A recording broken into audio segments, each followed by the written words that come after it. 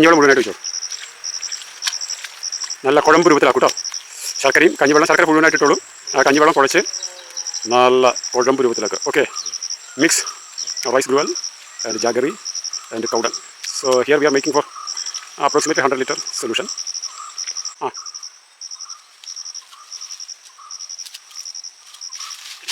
കെട്ടിക്കോളൂ. കെട്ടി ആ കമ്പുമ്പിലേക്ക് കെട്ടി നമ്മളെടുത്തിട്ടുള്ള ഏകദേശം ആ 100 ലിറ്റർ വെള്ളത്തിലേക്ക് അത് ഞാത്തിയിടുക. അത് 2 ദിവസം കഴിയുമ്പോൾ, 48 മണിക്കൂർ കഴിയുമ്പോൾ അത് മരുന്നായിട്ട് ആ ചാക്കിൻ്റെ ചണച്ചാക്കാണ്, സുഷിരങ്ങളിലൂടെ ആ വെള്ളത്തിലേക്ക് ലയിക്കും.